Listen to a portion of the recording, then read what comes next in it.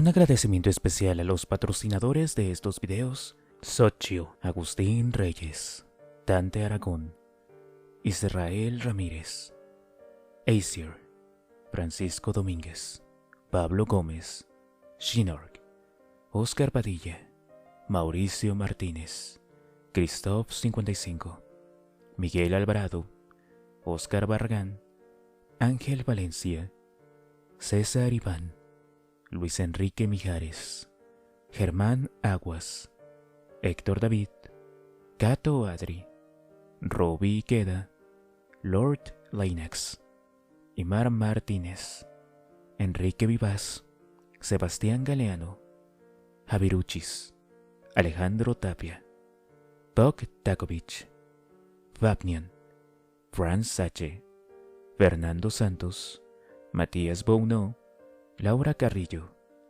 Cristian Paternina, Ronald Colmenares, Osvaldo Núñez, Dave Zippet, Albert 117, Juan José Sánchez, Enrique Corona, Flores Alexis, Valdemar, Chris Underwater, Leo Javi, Naji Kaelum, Joel Carrillo y Yuki Nagato. De igual manera, un gran agradecimiento a los superchats de Fernando Quiroz. Su apoyo es indispensable para que este canal siga adelante. Si tú también quieres apoyar el canal de tu tía el Patsy, además de tu comentario y tu like, siempre puedes unirte a los miembros del canal desde 20 pesitos, o bien hypear el video de tu agrado en la pestaña que está al lado de los comentarios. Eso me ayudaría muchísimo. Espero que disfrutes la siguiente narración. Capítulo 8. El departamento psiquiátrico del Hospital General de Georgetown estaba ubicado en una ala amplia junto a neurología, y se dividía en dos secciones principales. Una era el pabellón de perturbados. Aquí se confinaban los pacientes predispuestos a ataques de violencia, tales como paranoicos y catatónicos activos. Entre el laberinto de pasillos y las habitaciones de los pacientes de este departamento, también había celdas acolchadas. La seguridad era estrechamente vigilada. La otra sección era el llamado pabellón abierto. Aquí los pacientes eran inofensivos para ellos mismos o para los demás. La mayoría de pacientes eran de edad avanzada y estaban aquí a causa de diversos estados de senilidad. También había los depresivos y los esquizofrénicos, así como los alcohólicos, los pacientes postataque y las víctimas de la enfermedad de Alzheimer, que producía un estado de senilidad prematura. Entre los casos habían también un puñado de pacientes que eran catatónicos a largo plazo. Totalmente retirados de su ambiente, pasaban sus días en la inmovilidad, frecuentemente con una expresión fija y extraña en sus rostros. Algunas veces se animaban lo suficiente para hablar, y eran en extremo sugestionables, aceptando órdenes que seguían al pie de la letra. En el pabellón abierto no existían medidas de seguridad. Los pacientes, de hecho, podían salir durante el día o incluso durante algunos días. Para eso solo necesitaban la firma o el impreso de permiso de uno de los médicos, o más frecuentemente de la enfermera de servicio, o incluso, en ocasiones, de la asistente social. ¿Quién le firmó el permiso?, preguntó Kinderman. La enfermera Lurton. Precisamente está de servicio en este momento. Llegará dentro de un segundo, explicó Temple. Estaban sentados en su despacho, un pequeño cubículo estrecho justo a la vuelta de la sala de enfermeras en el pabellón abierto. Kinderman miró las paredes a su alrededor. Estaban cubiertas de diplomas y fotografías de Temple. En dos de las fotografías vi a Temple en la postura de un boxeador agachado. Parecía joven, de unos 19 o 20 años, y llevaba los guantes, la camiseta y el equipo craneal de los boxeadores colegiados. Su mirada era amenazadora. En todas las demás fotografías se veía a Temple rodeando con su brazo a una mujer linda, todas ellas diferentes, y en todas las fotos sonreía hacia la cámara. Kinderman examinó entonces el escritorio, en donde vio una estatua verde, descascarillada de Excalibur, la espada de la leyenda artúrica. Impresa en su fase se veían las palabras para ser desenvainada en caso de emergencia. Pegado con chiclets, a un lado del escritorio había la consigna: un alcohólico es alguien que bebe más que su médico. Sobre los papeles esparcidos aparecían cenizas de cigarro. La mirada de Kinderman pasó a Temple, evitando contemplar la parte superior de los pantalones del psiquiatra con la cremallera abierta. «No puedo creer», dijo el detective. «No se permitiría salir a esa mujer y quedara desatendida. ¿O sí?» Se había encontrado la pista de la mujer del muelle. Al salir de la tienda de regalos, Kinderman había mostrado su fotografía en cada mesa de registro, comenzando por el primer piso del hospital. En el cuarto en psiquiatría, la mujer fue reconocida como un paciente del pabellón abierto. Se llamaba Martina Otzi Laszlo. Había sido trasladada del hospital del distrito, en donde había permanecido durante 41 años. Al principio se había diagnosticado su enfermedad como una forma ligeramente catatónica de demencia precoz, un tipo de senilidad que comienza en la adolescencia. El diagnóstico continuó. Aunque había cambiado la terminología hasta el traslado de Laszlo al Hospital General de Georgetown cuando se inauguró en 1970. «Sí, he revisado el historial», dijo Temple, «y supe que algo no encajaba enseguida. Había algunas cosas más». Encendió un cigarrillo y arrojó la ceniza cuidadosamente hacia un cenicero que había sobre el escritorio. No acertó y la cerilla cayó a un ligero pat sobre el expediente abierto del historial de un esquizofrénico. Temple contempló lúgubremente su poco acierto. «Demonios, ya nadie sabe lo que están haciendo, ¿o sí?» Esa mujer había permanecido tanto tiempo en el distrito que ya todos habían olvidado lo que la llevó allí. Perdieron sus primeros informes. Entonces yo le eché una ojeada y vi esos movimientos oscilantes continuos. Con las manos, suele moverlas de esta manera, explicó Temple, comenzando a ilustrarlo para Kinderman, pero el detective le interrumpió. Sí, ya los he visto, dijo Kinderman blandamente. Ah, ya los viste.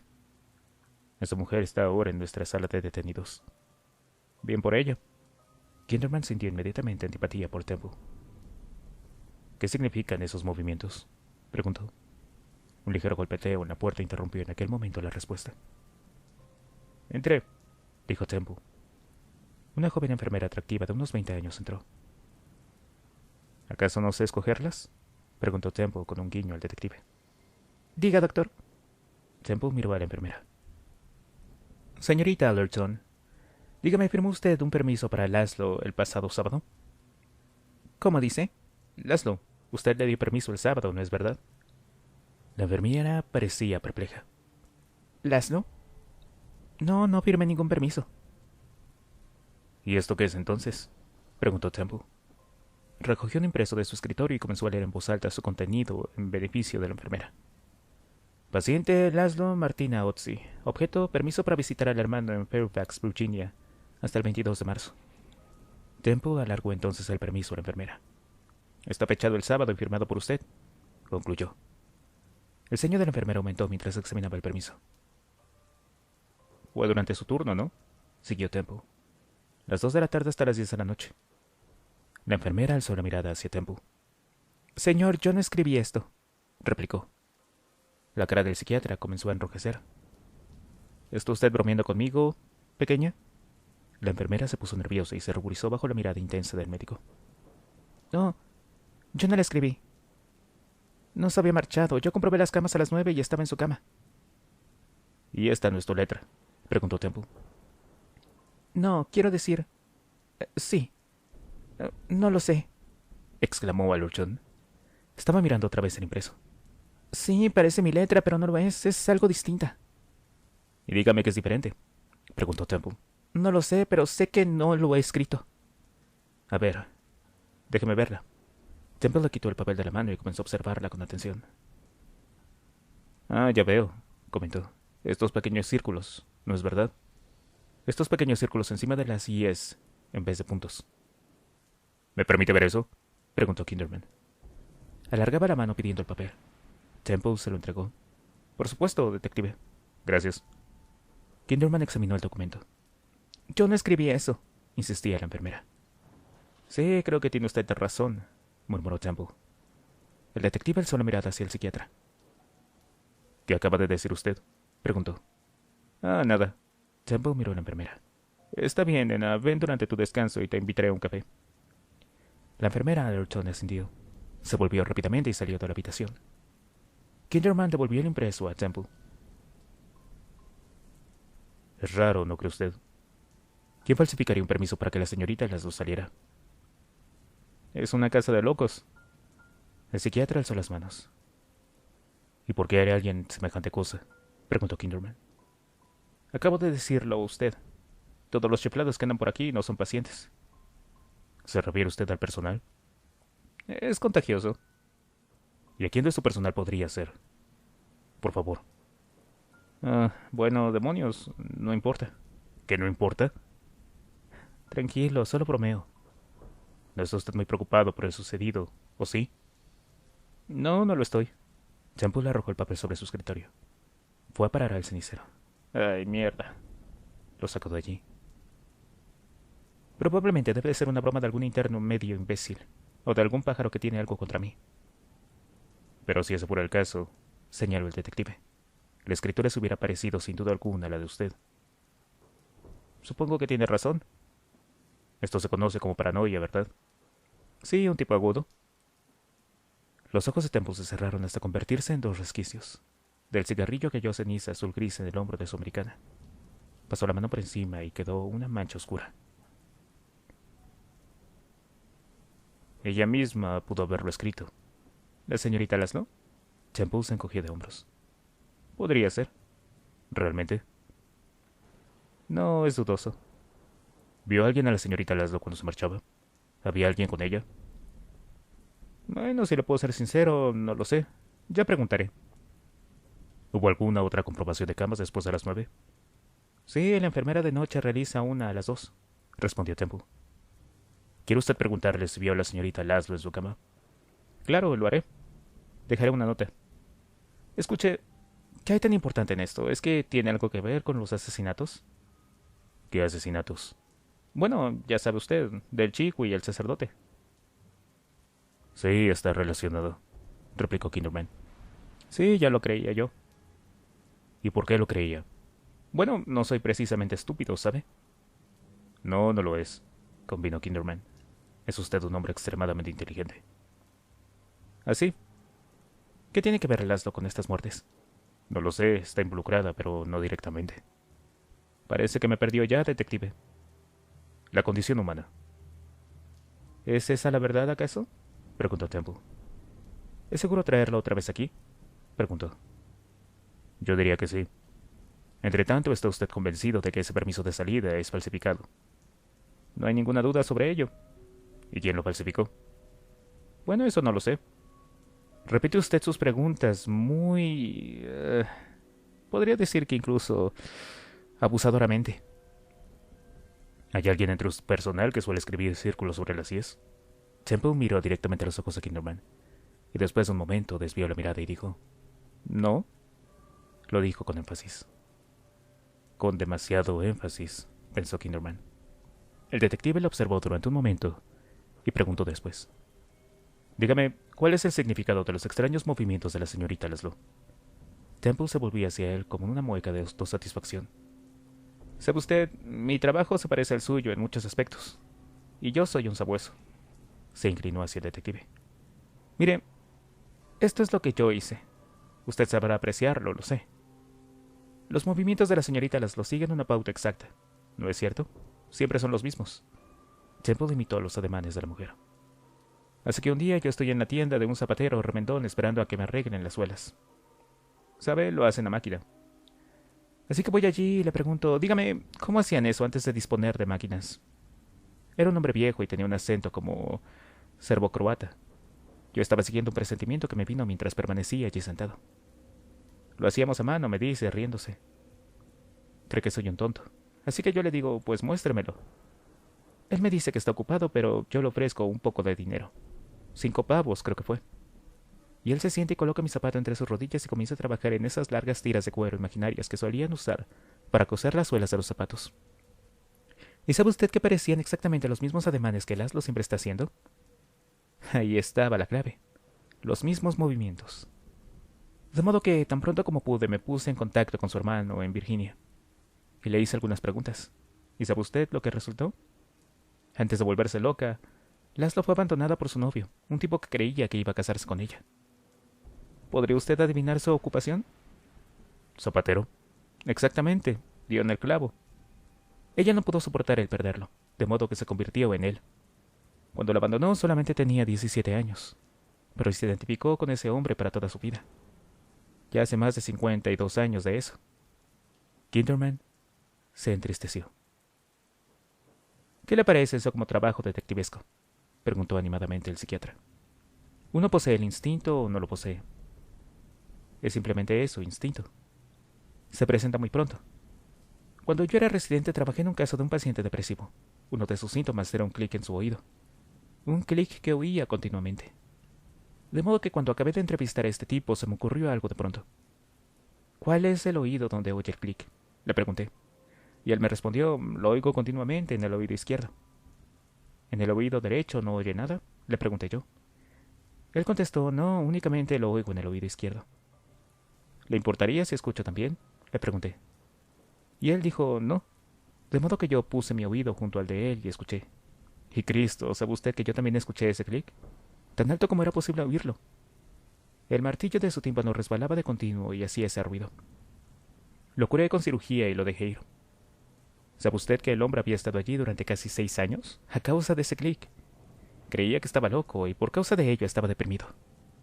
Tan pronto como supo que el clic era real, superó su depresión en una sola noche. ¿Puede creerlo?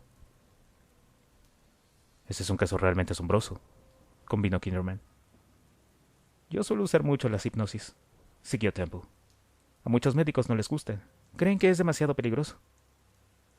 Pero estas gentes, ¿cree usted que están mejor como están? Dios, uno ha de ser un sabueso y un inventor para ser bueno. Y por encima de todo ha de ser creativo. Siempre, ¿sabe? Estaba pensando ahora mismo que cuando yo era estudiante de medicina pasé un tiempo en ginecología. Había una paciente, una mujer cuarentona que había ingresado por sentir misteriosos olores en la vulva. Observándola llegué al convencimiento de que era un caso para psiquiatría. Estaba seguro de que estaba loca. Realmente un caso perdido. De modo que hablé con el residente psiquiátrico sobre esa mujer y él fue a hablar con ella un rato. Y después me dijo que no estaba de acuerdo conmigo. Bueno, pues pasaron los días y yo me convencía cada vez más de que esa mujer estaba totalmente loca de atar. Pero el residente psiquiátrico no quería saber nada. Así que un día voy a la habitación de esa mujer. Llevaba conmigo una escalera baja y una sábana de caucho.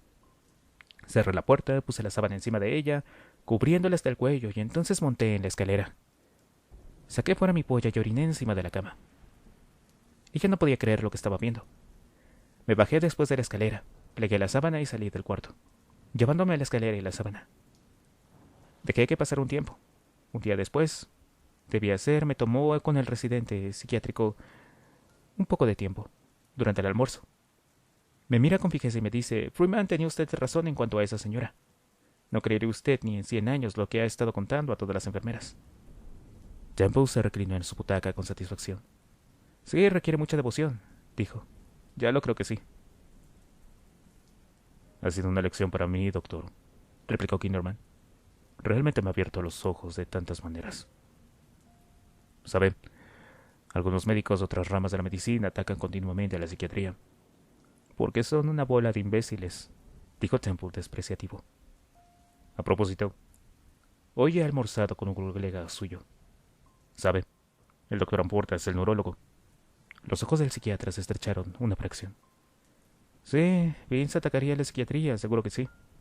Ah, no, protestó Kinderman. No lo hizo. No, él no la atacó, solo lo he mencionado porque almorcé con él. Estaba contento. ¿Estaba qué? Un hombre agradable. Por cierto, quizás alguien podría acompañarme para mostrarme estos alrededores. Se levantó. ¿Dónde estaba la señorita Laszlo, quiero decir? Debería haberlo. Temple se levantó y aplastó el cigarrillo en el cenicero. Bien, yo mismo lo voy a acompañar, dijo. Ah, no, usted es un hombre muy ocupado. Yo no podré molestarlo, realmente no podría. Las manos de Kinderman estaban alzadas, en señal de protesta. Ah, no se preocupe, dijo Temple. ¿Está usted seguro? Este lugar es la niña de mis ojos, estoy orgulloso de él. Vamos, venga conmigo y se lo enseñaré. Abrió la puerta. Tengo que preguntar de nuevo, ¿está usted completamente seguro? Claro que sí, respondió Temple. Kinderman cruzó la puerta, y Temple les guió. Por aquí, explicó Temple señalando hacia la derecha. Entonces comenzó a dar zancadas. Kinderman seguía detrás de él, luchando por mantenerse a un nivel con los largos pasos del médico. «Me hace sentir culpable, doctor», comentó el detective. «Bueno, va usted acompañando a la persona adecuada». Kinderman visitó el pabellón abierto, consistiendo en un laberinto de pasillos, la mayoría de ellos bordeados por las habitaciones de los pacientes, aunque en algunos había salas de conferencia y oficinas para el personal. También había un snack, así como las instalaciones para terapia física, pero el centro de las actividades se hallaba en una gran sala de recreo con despachos para una enfermera, una mesa de ping-pong y un aparato de televisión. Cuando Temple y Kinderman llegaron allí, el psiquiatra le enseñó un grupo numeroso de pacientes que estaba contemplando algo que parecía una exhibición deportiva. La mayoría de ellos eran ancianos y miraban tristemente hacia la pantalla de televisión. Estaban vestidos con sus pijamas, batas y zapatillas. «Aquí es donde está la actividad», explicó Temple. «Regañan todo el día discutiendo qué programas quieren ver. La enfermera de servicio se pasa el tiempo haciendo de árbitro». «Ahora todos parecen felices con lo que están viendo», dijo Kinderman. «Espere solamente un poco. Vea, ahí hay un paciente típico», siguió Temple. Le señalaba a un hombre del grupo que miraba la televisión. Llevaba una gorrita de béisbol. «Es un castrofénico», Temple se explicó. «Cree en unos enemigos que están chupando todos los pensamientos de su mente. No sé, a lo mejor tiene razón. Y ahí tenemos a Lang. Es el tipo que está de pie al fondo. Era un químico bastante bueno. Hasta que comenzó a oír voces en una grabadora. De gente muerta». Respondió a sus preguntas. Había leído alguna especie de libro sobre ese tema. Esto es lo que le dio inicio a todo esto. «¿Por qué me suena esto tan familiar?», pensó Kinderman, y experimentó algo raro en su alma. Muy pronto comenzó a oír esas voces también en la ducha, prosiguió Temple. Después en cualquier clase de agua corriente, un grifo, el océano, luego en las ramas movidas por el viento o en unas hojas susurrantes. Y no tardó mucho en oírlas en sus sueños. Y ahora ya no puede dejar de oírlas. Dice que la televisión las ahoga. «¿Y esas voces le han hecho enfermar mentalmente?», preguntó Kinderman. No, la enfermedad mental es lo que la hizo toda la mella de oír esas voces. Como el clic en la oreja. No, ese individuo está realmente sonado. Se lo juro, realmente loco. ¿Ve usted a esa mujer con el sombrerito absurdo? Otra belleza, pero uno de mis éxitos. ¿La ve usted? Estaba señalando a una mujer obesa de mediana edad sentada entre el grupo delante del aparato de televisión. Sí, la veo, convino Kinderman. Oh, dijo Temple. Ahora me ha visto y aquí viene. La mujer se estaba acercando a ellos con rapidez, arrastrando los pies. Las zapatillas se deslizaban de forma ruidosa, rascando el suelo. Pronto estuvo de pie directamente delante de ellos. Su sombrero hecho de fieltro azul, redondeado, parecía recubierto con barras de caramelo sujetas, con imperdibles. «Nada de toallas», le dijo la mujer a Temple. «No, nada de toallas», respondió el psiquiatra como un eco. La mujer dio la vuelta y volvió junto a su grupo. «Solía acaparar las toallas», dijo Temple. «Las robaba de otros pacientes. Pero le curé la costumbre. Durante una semana le di 7 toallas extra cada día. A la semana siguiente 20. Y a la otra 40. Muy pronto tenía tantas toallas en su cuarto que no podía moverse, y cuando un día le llevamos la ración comenzó a chillar y a arrojar fuera las toallas. No podía soportarlo más». El psiquiatra calló durante unos momentos, observando a la mujer mientras se sentaba en su sitio. «Supongo que el caramelo es lo siguiente», dijo Temple con voz atona. «Están tan quietos», comentó el detective. Miró a su alrededor a algunos de los pacientes sentados en las sillas. Estaban desplomados y distraídos, mirando sin ser el vacío. O verlo siquiera. «Sí, la mayoría de ellos son unos vegetales», convino Temple. Se dio unos golpecitos en la cabeza con el dedo. «Nadie en casa, claro está. Y las drogas ayudan mucho». «¿Drogas?». «Su medicación», siguió Temple. «Toracine. La reciben todos los días. Los hace ser aún más lelos». «¿El carrito de drogas viene por aquí?». «Por supuesto. Llevo otras drogas además de Toracine». Temple volvió la cabeza para mirar a Kinderman. «¿Por qué lo pregunta?». «Simple curiosidad». El psiquiatra alzó los hombros. «Pudiera ser, si el carrito va de camino al pabellón de los perturbados». «Es allí donde se realiza la terapia de electroshock, ¿no?». Bueno, ya no se hace tanto. ¿No tanto como antes? Solo de vez en cuando, comentó Temple. Solo cuando realmente se necesita, detective. ¿Tiene usted pacientes en este pabellón que tengan conocimientos médicos? Vaya que es una pregunta rara esa, dijo Temple. Es mi albatros, dijo Kinderman. Mi oso, no puedo evitarlo. En cuanto pienso en una cosa, tengo que decirle inmediatamente, ¿sabe? Temple parecía desorientado por esta respuesta. Pero entonces se volvió e hizo un gesto hacia uno de los pacientes. Un hombre de mediana edad, delgado, sentado en una silla. Estaba junto a una ventana mirando hacia afuera. La luz del sol de la tarde llegaba oblicua hasta él, dividiendo su cuerpo con claridad y oscuridad. No tenía expresión ninguna en su rostro. Fue médico por los años 50 en Corea, explicó Temple. Perdió sus genitales. No ha dicho una palabra en casi 30 años. Kinderman asintió. Se volvió y miró a la enfermera de servicio. La enfermera estaba ocupada escribiendo un informe. Un enfermero negro de robusta complexión estaba de pie cerca de ella, apoyando el brazo en el mostrador de la entrada mientras vigilaba a los pacientes de la sala. Veo que solo tiene usted una enfermera aquí, observó Kinderman. Eso es todo lo que se necesita, respondió Temple tranquilamente. Se puso las manos en las caderas y miró a lo lejos frente a él.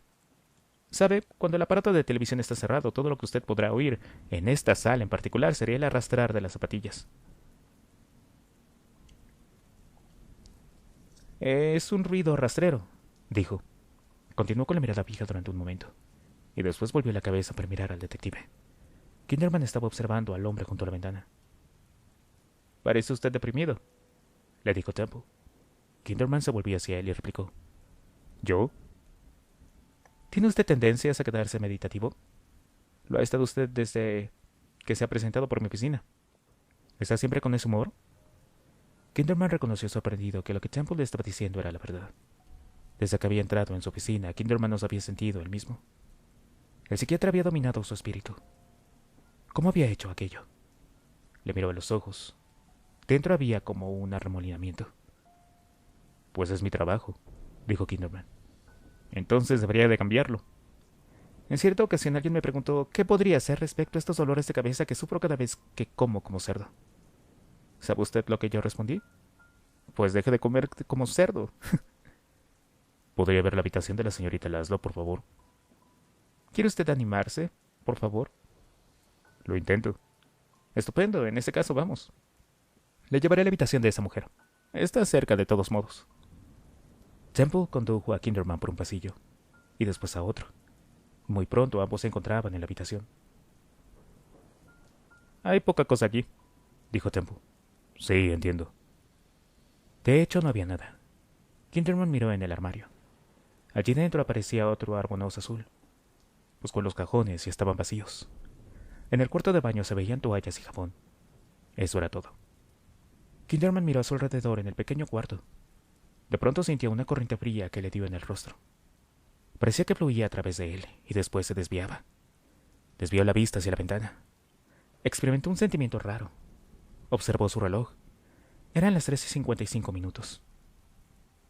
Bueno, debo irme. Muchas gracias, dijo Kinderman. Siempre a su disposición, detective, replicó Temple. El psiquiatra acompañó a Kinderman por un vestíbulo del ala de neurología hasta fuera del pabellón. Se separaron en las puertas, junto al pabellón de régimen abierto. Debo de volver a entrar, explicó Temple. Sabrá usted cómo salir de aquí, ¿verdad? Sí, gracias. ¿Le he hecho aprovechar el día, teniente? A lo mejor hasta la noche. Bien, si alguna vez se siente usted deprimido otra vez, llámeme y venga a verme. Créame, puedo ayudarlo. ¿Qué escuela de psiquiatría es la que usted sigue? Bueno, yo soy un behaviorista, convencido, explicó Temple. Deme todos los hechos y le diré por adelantado lo que hará una persona. Kinderman bajó la mirada y sacudió la cabeza. ¿Por qué mueve usted la cabeza, le preguntó Temple. No, no es nada. No, es algo, dijo Temple. Dígame cuál es el problema. Kinderman alzó su mirada hacia unos ojos que eran beligerantes. Bueno, yo siempre he sentido pena por los behavioristas, doctor. Nunca pueden decir gracias por pasarme la mostaza. Los labios del doctor se comprimieron y solo respondió. ¿Cuándo nos van a devolver a Laszlo? Esta noche. Dispondré lo necesario. Bien, espléndido. Temple empujó una puerta y entró, añadiendo: Ya la veré por el campus, teniente. Desapareció en el pabellón abierto. Kinderman se quedó allí inmóvil en un momento, escuchando. Podía oír las suelas de caucho que se alejaban con rapidez. Cuando el sonido se desvaneció, inmediatamente experimentó un sentimiento de alivio. Suspiró y entonces tuvo el presentimiento de que había olvidado alguna cosa. Notó un bulto en el bolsillo de su abrigo. Los libros de Dyer. Dobló hacia la derecha y se alejó deprisa. Cuando Kinderman entró en la habitación de Dyer, el sacerdote alzó la mirada de la lectura de su breviario. Estaba todavía en la cama. Bueno, hay que ver el tiempo que has necesitado, se lamentó. Ya he pasado por 7 transfusiones desde que te marchaste. Kinderman se detuvo junto a la cama y arrojó los libros hacia el estómago de Dyer. Según usted ordenó, la vida de Monet y conversaciones de Wolfgang Pauli. ¿Sabe usted por qué crucificaron a Cristo, padre? Lo prefiero a tener que exhibir estos libros en público. Por favor, no seas melindroso. Hay misiones de jesuitas en la India, padre. ¿No podrá usted encontrar una en donde trabajar? Las moscas no son tan malas como se cuenta por ahí. Son muy lindas, todas de diferentes colores. Y además Scruples ahora ya está traducido al hindi. Usted seguirá disfrutando de sus comodidades y de los chocsclex usuales a su lado. Y además varios millones de ejemplares del Kama Sutra. Ya lo he leído. Sin duda alguna. Kinderman se había acercado al pie de la cama, en donde tomó el gráfico médico de Dyer. Le echó una ojeada y lo volvió a su lugar. ¿Me perdonará usted si ahora abandono esta discusión mística? Un exceso de estética siempre me produce dolor de cabeza. Además tengo 2 pacientes en otro pabellón y ambos sacerdotes. Jody Mayo y Jimmy el griego. Lo dejo. Pues vete. ¿Por qué tanta prisa? Porque quiero volver a leer Scruples. Kinderman se volvió y comenzó a caminar. ¿Es por algo que he dicho? Preguntó Dyer. No, la madre india está llamándole padre. Kinderman salió al pasillo y desapareció. Dyer estuvo mirando el umbral abierto vacío. Adiós, Bill, murmuró con una sonrisa cálida y cariñosa. Y al cabo de un momento volvió a su brevario. De regreso a la comisaría, Kinderman pasó a través del ruidoso cuarto de la brigada. Entró en su oficina y cerró la puerta. Atkins estaba esperándolo. Se apoyaba contra una pared. Llevaba unos pantalones vaqueros de color azul y un grueso jersey de un cuello alto vuelto. Debajo de una chaqueta de cuero negro reluciente. Estamos descendiendo demasiado, capitán Nemo, dijo Kinderman mirándolo desmayadamente desde la puerta. El casco no puede resistir esta presión. Se encaminó hacia su escritorio. Y yo tampoco puedo. Atkins, ¿en qué estás pensando? Detente. La 12ª noche ya está en el Folgore. No aquí. ¿Qué es esto? El detective se inclinó sobre su mesa de escritorio y recogió 2 croquis montados. Los miró con aire estúpido y después lanzó una mirada lastimera hacia Atkins. ¿Estos son los sospechosos? Preguntó. Ninguno de ellos fue visto con claridad, explicó Atkins. Me doy cuenta de ello. El viejo se parece a un aguacate senil que intenta hacerse pasar por Harpo Marx, y el otro entretanto me confunde el cerebro. ¿El nombre del Anorak tenía bigote?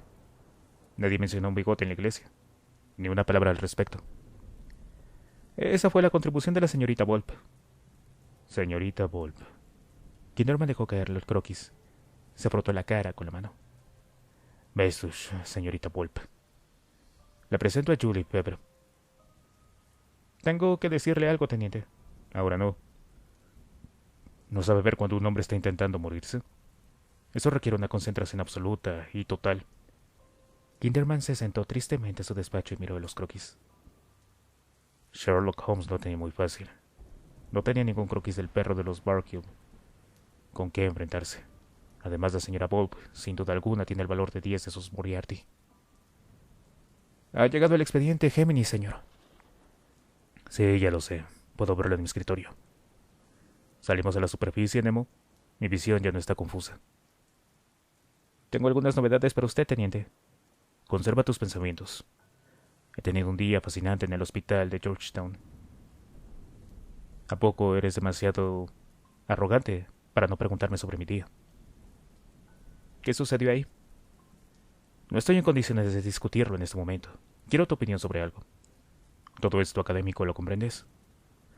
Solo supone estos hechos hipotéticos. Un psiquiatra experimentado, alguien como el jefe de psiquiatría en el hospital, lleva a cabo torpes esfuerzos por hacerme creer que está encubriendo a un colega. Digamos, por ejemplo, un neurólogo que trabaja en el problema del dolor. Esto sucede, en este caso hipotético, cuando yo le pregunto a este psiquiatra imaginario si entre su personal hay alguna persona que tenga cierta excentricidad en su modo de escribir. Este psiquiatra simulador me mira fijamente a los ojos durante 2 o 3 horas, y entonces desvía la mirada a lo lejos y profiere un no con voz muy alta. Además, como un lince, yo descubro que hay fricciones entre ambos. Tal vez no, pero creo que sí es. ¿Qué es lo que tú deduces de estas insensacetes, Atkins? El psiquiatra quiere señalar con el dedo al neurólogo, pero no desea hacerlo de modo abierto. ¿Y por qué no? Recuerda, este hombre está obstruyendo la justicia. Es culpable de alguna cosa, está involucrado. Pero sí, al parecer está encubriendo a otra persona. Usted nunca sospecha de él. Y así viviría eternamente. Estoy de acuerdo con tu opinión. Entretanto, tengo otra cosa importante que contarte. Mira, en Bettsville, Maryland, hace algunos años había un hospital para pacientes que se estaban muriendo de cáncer, de modo que les daban grandes dosis de LSD. No podía hacerles ningún daño. No tengo razón. Y además ayudaba para el dolor. Entonces a todos ellos les ocurrió algo muy curioso. Todos tuvieron la misma experiencia. Sin importar cuál fuera su religión o su ambiente, imaginaban que iban directamente al fondo de la tierra a través de una especie de cloaca, con suciedad y basura. Y mientras lo hacían, eran esas cosas. Eran lo mismo. Entonces comienzan a subir arriba, y de pronto todo es hermoso y están de pie delante del Todopoderoso que les dice: vengan junto a mí. Esto no es no work. Cada uno de ellos pasó por esta experiencia, Atkins. Bien, de acuerdo, quizá un 90%. Pero eso basta. Lo principal es algo que dijeron. Afirmaron que sentían que todo el universo eran ellos mismos. Todos eran una misma cosa. Dijeron, una persona. Dime, ¿no resulta sorprendente que todos contaran lo mismo? Además, considera el teorema de Bell-Atkins. En cualquier sistema de doble partícula, dicen los físicos, al cambiar el giro de una de las partículas simultáneamente se cambia el giro de la otra. No importa la distancia que haya entre ambas, no importa si se trata de galaxias o de años luz. Teniente, por favor, manténme en silencio hasta que estés hablando conmigo. Tengo algo más que decirle. El detective se inclinó hacia adelante con los ojos relucientes. Piensa en el sistema autónomo. Realiza todas estas cosas aparentemente inteligentes para mantener a tu cuerpo en funcionamiento y vivo. Pero no tiene inteligencia propia. Tu mente consciente no está dirigiéndolo. Pues, ¿qué es lo que dirige? Me preguntarás. Tu inconsciente. Ahora piensa en el universo como si fuera tu cuerpo y en la evolución de las avispas cazadoras del sistema autónomo. ¿Qué es lo que dirige todo eso, Atkins? Piensa en ello. Y recuerda el inconsciente colectivo. Entretanto, yo no puedo quedarme sentado charlando para toda la vida. ¿Has visto o no has visto a la ancianita? No importa. Pertenece al Hospital General de Georgetown. Haz una llamada y envíala allí de inmediato. Es una paciente del psiquiátrico, una interna. La ancianita ha muerto, explicó Atkins. ¿De qué hablas? Murió esta tarde. ¿Qué es lo que la mató? Paro cardíaco. Kinderman se quedó con la mirada fija y finalmente bajó la cabeza y asintió. Sí, ese era el único camino para ella, murmuró. Sentí una tristeza profunda y conmovedora. Martina Otzilaslo, murmuró cariñosamente. Alzó la mirada hacia Atkins. Esa vieja dama era una gigante. En un mundo en donde el amor no perdura, ella era un gigante. Le musitó. Abrió un cajón y sacó un clip que habían encontrado en el muelle. Lo sostuvo en la mano un momento contemplándolo. Espero que ahora se haya reunido con él, dijo con suavidad. Puso el clip en el cajón y lo cerró. Tiene un hermano en Virginia, explicó cansinamente Atkins. Su último apellido es Laszlo. Lleva al hospital y arregla lo necesario. El contacto es Temple, Dr. Temple. Es el jefe de psiquiatría de allí. Ongonif. No permitas que te hipnotice. Creo que hasta puede hacerlo por teléfono. El detective se levantó y se encaminó hacia la puerta. Se detuvo y regresó de nuevo a su escritorio. Caminar es bueno para el corazón, explicó. Tomó la carpeta que contenía el expediente Géminis y echó una mirada a Atkins. No es desfachatez, advirtió. No hables. Se dirigió a la puerta, la abrió y después se volvió. Da un repaso al ordenado, en busca de recetas de succinilcolina, extendidas durante este mes en el distrito, y también el pasado mes. Los nombres son Vincent Amfortas y Freeman Temple. ¿Vas a misa todos los domingos? No. ¿Y por qué no? Como suelen decir entre las sotanas, Nemo, tú eres un trabajo de 3 rociadas: bautismo, casamiento y muerte. Atkins alzó los hombros. La verdad es que no pienso mucho en ello, teniente. Muy evidente. Entretanto, una preguntita final, Atkins. Y después de cabeza a los verdugos. Si Cristo nos hubiera dejado crucificar, ¿hubiéramos oído hablar de su resurrección? No me respondas, es obvio, Atkins. Te agradezco tu esfuerzo y tu tiempo.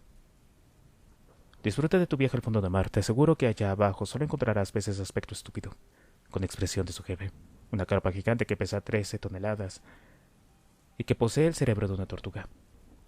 Es muy poco corriente, Atkins. Evítala. Si sospechara que nosotros tenemos alguna relación, podría cometer una locura. El detective se dio la vuelta y se alejó. Atkins le vio detenerse en medio de la sala de la brigada, en donde alzó la mirada al cielo mientras con los dedos se rozaba el ala de su ajado sombrero. Un policía que llevaba preso a un sospechoso chocó contra Kinderman, y éste les dijo algo. Atkins no pudo oírlo. Finalmente Kinderman se volvió y desapareció. Atkins se acercó al escritorio y se sentó. Abrió el cajón y contempló el clip, meditando sobre el significado de Kinderman al hablar del amor. Oyó pasos y alzó la mirada. Kinderman estaba de pie en el umbral. Si encuentro a faltar, aunque es un caramelo de almendras, se acabó Batman y Robin. Entretanto, ¿a qué hora murió la anciana? Aproximadamente a las 3:55. Entiendo. Kinderman estuvo mirando fijamente al vacío durante un rato, después se volvió con brusquedad y salió sin proferir palabras. Atkins estuvo preguntando el alcance de la pregunta. Kinderman se fue a su casa. En el recibidor se quitó el sombrero y el abrigo y después entró en la cocina.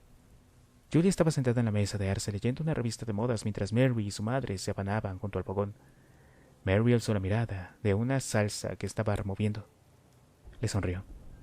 Hola, querido. Estoy contenta de que hayas podido venir a casa. Hola, pa. Saludó Julie, todavía enfrascada en su lectura. La madre de Mary dio la espalda al detective y limpió la superficie de la cocina con un trapo. Hola, Dumpling, dijo Kinderman. Dio un beso a Mary en la mejilla. Sin ti la vida solo es pequeñas cuentas de vidrio y una pizza enmohecida. ¿Qué hay para cenar? ¿Huelo a falda? No huelo a nada, gruñó Shirley. Hasta arreglar la nariz. Esto lo dejó para Julie. Repuso Kinderman sobriamente. Se sentó en la mesa frente a su hija. En el regazo tenía el expediente Géminis. Los brazos de Julie estaban plegados y apoyados en la mesa, y su largo cabello negro rozaba las páginas de glamour. Distraídamente echó para atrás una trenza y volvió a la página. Bueno, ¿y qué hay de Febro? Le preguntó el detective. Papá, por favor, no te excites, repuso Julie lacónicamente. Volvió a otra página. ¿Y quién está excitado? Solo estoy pensando en ella. Sí, yo también. Bill, no te metas con Julie, dijo Mary. ¿Y quién se mete con ella? Pero Julie, esto nos va a causar un gran problema. Vamos a ver. Una persona de una familia se cambia el nombre. Esto es fácil, pero cuando 3 de la misma familia hacen un cambio al mismo tiempo, y todos diferentes, no sé, podría conducir finalmente a una histeria colectiva, por no mencionar una minúscula confusión. Dime, ¿podríamos quizá coordinarlo todo? Julie alzó sus hermosos ojos para mirar a los de su padre. No te entiendo, pa. Tu madre y yo vamos a cambiarnos el nombre por el de los Darlington. Un cucharón de madera cayó de golpe en el fregadero y Kinderman vio que Shirley salía con rapidez de la habitación. Mary volvió al frigorífico riendo en silencio y con malicia. ¿Darlington? Exclamó Julie. Así es, respondió Kinderman. También nos estamos convirtiendo. Julie ahogó un respingo y se cubrió la boca con la mano. ¿Se van a volver al catolicismo? Preguntó asombrada. No seas boba, replicó Kinderman con suavidad. Eso es tan malo como ser judío. Estamos pensando en el luterismo, tal vez. Estamos todos acabados con esas cruces gamadas en la sinagoga. Kinderman oyó que Mary salía corriendo de la cocina. Sí, tu madre está un poco alterada. Los cambios siempre son duros al principio, pero ya lo superará. No tenemos por qué hacerlo todo en una vez. Lo haremos poco a poco. Primero nos cambiamos el nombre y después nos convertimos y entonces nos suscribiremos a The National Review. No puedo creer todo esto, repuso Julie. Pues créelo. Estamos entrando en el espíritu mezclador de los tiempos. Nos convertiremos en puré, aunque no en febre. No te importe, era inevitable. El único problema está en cómo coordinar todo este asunto. Estamos abiertos a las sugerencias, Julie. ¿Qué opinas tú? Pues creo que no deberíamos de cambiarnos el nombre.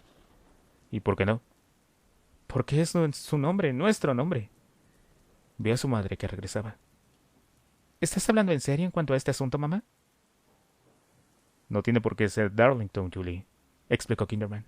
Escogeremos otro nombre en el que todos estemos de acuerdo. ¿Qué te parece, Bunting? Mary asintió con gravedad. Me gusta. Ay, no, esto es vergonzoso, estalló Julie. Se levantó y salió impetuosamente de la cocina mientras la madre de Julie volvía a entrar. ¿Ya has terminado de decir sandeces? Preguntó Shirley. En esta casa yo no podré distinguir quién es una persona y quién no lo es. Todos parecen ser maniquíes profiriendo shoots para atormentarme a mí y hacerme oír voces para encerrarme después en un manicomio. Sí, tienes razón. Disculpa. ¿Ves lo que yo quiero decir? Chilló Shirley. Mary, dile que pare inmediatamente. Bill, ya no sigas, pidió Mary. No te preocupes, ya he terminado. La cena estuvo lista a las 7:15. Después, Kinderman se metió un largo rato en la bañera, intentando dejar su mente en blanco. Como de costumbre, no lo consiguió. ¿Ryan lo hace ver tan fácil? Debo preguntarle su secreto. Esperaré hasta que haya hecho algo bien y se sienta comunicativo. Su mente pasó del concepto de un secreto de Amportas. Ese hombre es tan misterioso, tan oscuro. Había algo que Amportas ocultaba, y lo sabía, pero ¿qué era? Kinderman tomó la botella de plástico y vertió un poco más del fluido de burbujas en la bañera. Le era difícil no adormecerse. Terminado el baño, Kinderman se puso una bata y llevó el expediente Géminis a su despacho. Las paredes estaban recubiertas de carteles de cine, clásicos en blanco y negro de las décadas de los 30 y los 40. Sobre el oscuro escritorio de madera se veían numerosos libros esparcidos. Kinderman frunció el ceño. Iba descalzo y había pisado un ejemplar de Cantos Agudos, de El fenómeno humano de Teilhard de Chardin. Se agachó y lo recogió, colocando sobre el escritorio. Encendió la lámpara de sobremesa. La luz se reflejaba en el estaño de envoltorios de caramelo, que acechaban entre los desperdicios como villanos relucientes. Kinderman se hizo espacio para el expediente. Se rascó la nariz, se sentó e intentó concentrarse. Buscó entre los libros y encontró un par de gafas para leer. Las limpió con la manga de su bata y después se las puso. No podía ver todavía. Cerró un ojo y después otro. Se quitó finalmente las gafas y lo hizo de nuevo. Decidió entonces que veía mejor sin los lentes. Enrolló su manga alrededor de las gafas y le dio un golpe fuerte contra una esquina del escritorio. El cristal cayó partido en 2 piezas. La navaja de Occam, pensó Kinderman. Se volvió a poner las gafas y lo intentó de nuevo. No servía de nada. El problema estaba en el cansancio. Se quitó las gafas, salió de su despacho y se fue directamente a la cama. Kinderman soñó. Estaba sentado en un teatro viendo una película con los pacientes del pabellón abierto. Creía que estaban viendo Horizontes Perdidos, aunque lo que parecía en la pantalla era Casablanca. No dedujo ninguna discrepancia en ello. En el café de Rick, el pianista era Amfortas. Estaba cantando As Time Goes By cuando entró la actriz Ingrid Bergman, solo que en el sueño de Kinderman la mujer era Martina Laszlo, y su esposo lo interpretaba el Dr. Temple. Laszlo y Temple se acercaron al piano y Amfortas dijo: «Déjelo solo, señorita Us». Y Temple dijo entonces: «Dispárale». Laszlo sacó un bisturí de su bolsillo y lo clavó en el corazón de Amfortas. De pronto Kinderman estaba en la película. Se sentaba en una mesa con Humphrey Bogart. «Las cartas de tráfico eran falsificadas», dijo Bogart. «Sí, lo sé», replicó Kinderman. Le preguntó a Bogart si Marx, su hermano, estaba involucrado, y Bogart se encogió de hombros y dijo: «Esto es Rick's». «Sí, todo el mundo viene aquí», convino Kinderman. Afirmó con la cabeza. «He visto esta película 20 veces». «No puede hacer daño, ¿sí?», explicó Bogart. Entonces Kinderman experimentó pánico porque se había olvidado del resto del papel, y comenzó una discusión sobre el problema del mal y le hizo a Bogart un resumen de su teoría. En el sueño solo necesitó una fracción de segundo. «Sí, Ugarte», siguió Bogart. Ahora siento más respeto por ti. Entonces Borgert inició una discusión sobre Cristo. Tú lo has dejado fuera de tu teoría, dijo. Los correos alemanes lo descubrirían. No, no. Yo lo incluyo, repuso Kinderman rápidamente. Bruscamente Borgert se convirtió en el padre Dyer y Amfortas, y la señorita Laszlo estaban sentados en la mesa, aunque ahora ella era joven y extraordinariamente hermosa. Dyer escuchaba la confesión del neurólogo y cuando le dio la absolución, Laszlo le entregó a Amfortas una rosa blanca. Y yo afirmé que nunca te abandonaría, le dijo a Dyer. Ve y no vivas más, replicó el cura. Instantáneamente Kinderman se encontraba junto al público y sabía que estaba soñando. La pantalla se había agrandado y llenaba toda su visión. En vez de Casablanca había dos luces que destacaban en la vaguedad de un verde pálido de un vacío infinito. La luz de la izquierda era mayor y fulgurante, resplandeciendo con una radiación azulada. Mucho más lejos a su derecha aparecía una pequeña figura de una esfera blanca que relucía con el brillo y el poder de muchos soles. Aunque no parpadeaba ni lanzaba destellos, era una luz muy serena. Kinderman experimentó una especie de trascendencia. En su mente oyó la luz de la izquierda que comenzaba a hablar. No puedo por menos amarte, decía. La otra luz no dio respuesta alguna. Siguió una pausa. Eso es lo que yo soy, continuó la primera luz. Amor puro. Quiero dar libremente mi amor, dijo. De nuevo la brillante esfera siguió en silencio. Entonces al fin la primera luz habló otra vez. Quiero crearme a mí mismo, concluyó. La esfera habló entonces. ¿Habrá dolor? Lo sé. Y tú no comprendes lo que es. Yo lo escojo. Terció la luz azulada. Y después esperó parpadeando con suavidad. Pasaron muchos momentos más antes de que la luz blanca hablara de nuevo. Te enviaré a alguien, dijo. No, no debes. No debes intervenir. Formará parte de ti, siguió la esfera. La luz azulada respiró hacia dentro de sí misma. Serán leves y pequeños. Finalmente se expandió de nuevo. ¿Qué se hacía entonces? Ahora el silencio fue mucho más prolongado, mucho más profundo que antes. Había cierta pesadez en aquel silencio. Finalmente la luz blanca habló bajo con tristeza. Adiós, volveré por ti. Pues más te vale que apresures ese día. La luz azulada comenzó a fulgurar vigorosamente. Se hizo mayor y más radiante y más bella que nunca. Poco a poco se intensificó hasta que se hizo casi del tamaño de la esfera. Allí pareció detenerse un momento. Te amo, dijo. Al instante siguiente estalló esparciendo su brillo lejos en el espacio, brotando con ímpetu de sí mismo con una gran imaginable en millones de chispas, de asombrosa energía de luz y sonido. Kinderman se despertó sobresaltado. Se sentó en la cama y se tocó la frente. Estaba cubierta de sudor.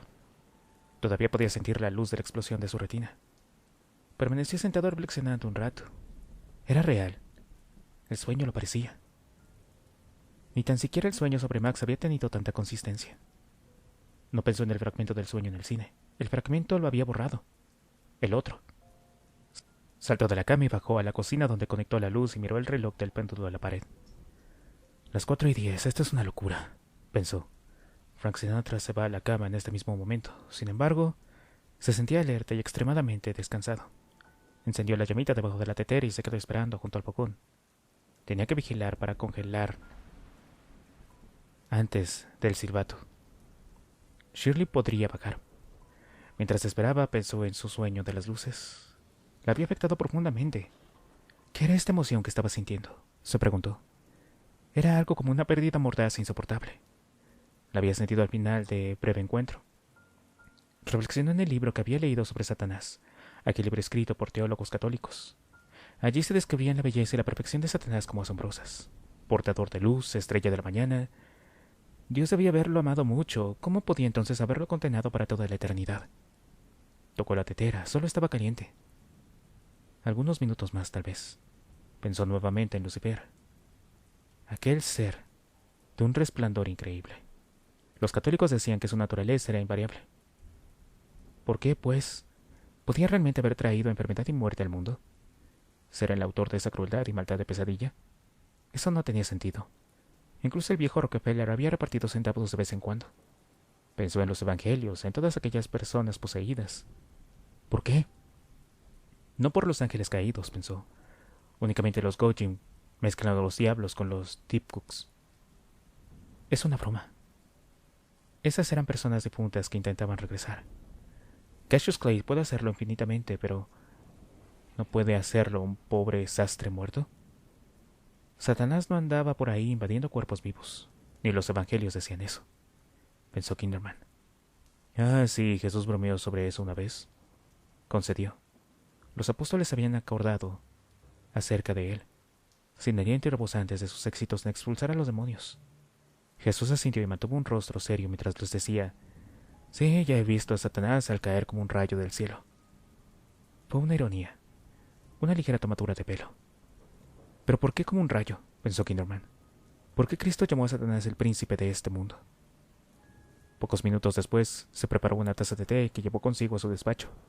Cerró con suavidad la puerta. Se abrió camino a tientas hasta la mesa, encendió la luz y se sentó. Se puso a leer el expediente.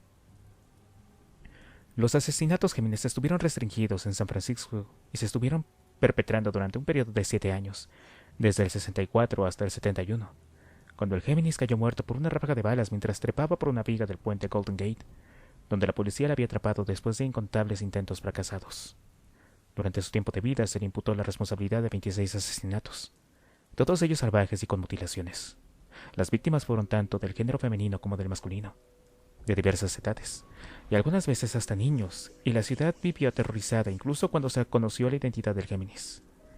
El propio Géminis la había ofrecido en una carta al periódico San Francisco Chronicle, inmediatamente después de los primeros asesinatos.